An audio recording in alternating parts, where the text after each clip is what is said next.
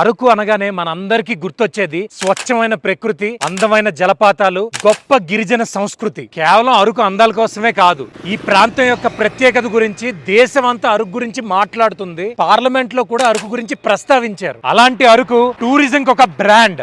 అందుకనే కేంద్ర రాష్ట్ర ప్రభుత్వాలు అరకు టూరిజాన్ని ప్రపంచ స్థాయికి తీసుకువెళ్లాలనే దిశగా అడుగులు వేస్తున్నాయి. అందులో భాగంగా రాజమహేంద్రవరం నుంచి విజయనగరం వరకు కనెక్ట్ చేయబోయే నేషనల్ హైవే 516 ఆ యొక్క నిర్మాణాన్ని కేంద్ర ప్రభుత్వం చేపట్టింది. ఈ రహదారి వల్ల అరకుకు చేరుకోవడం మరింత సులభం కానుంది. పర్యాటకులు పెరుగుతారు, వ్యాపార అవకాశాలు పెరుగుతాయి, గిరిజన ప్రాంతానికి అభివృద్ధి మరింత చేరువ కానుంది. అలాగే 2025 ఏప్రిల్ 8న మన deputy chief minister Shri Pawan Kalyan గారు మన సుంకర్మెట్ట ఈ కాఫీ తోటల్లో వుడెన్ కనోపీ బ్రిడ్జ్ అయితే ప్రారంభించారు. మన కేరళలో కనిపించే ఈ కనోపీ వాక్ తరహాలో నిర్మించిన ఈ బ్రిడ్జ్ మన అరకుకే ఒక సరికొత్త టూరిస్ట్ అట్రాక్షన్. దీనివల్ల స్థానిక యువతకు ఉపాధి, రవాణా అవకాశాలు, టికెటింగ్, సెక్యూరిటీ, మెయింటెనెన్స్ ఉద్యోగాలు, చుట్టుపక్కల స్టాల్స్, అలాగే చిన్న చిన్న వ్యాపారాలకి ఆదాయం లభిస్తుంది. మర్దగూడ ఎకో టూరిజం, అడవి మధ్యలో 10 వుడెన్ కాటేజీలు, adventure activities, nature based tourism వంటి సదుపాయాలు ఇక్కడ అభివృద్ధి చెందబోతున్నాయి. దీనివల్ల హాస్పిటాలిటీ, కుకింగ్, గైడింగ్ వంటి రంగాల్లో మన గిరిజన యువతకి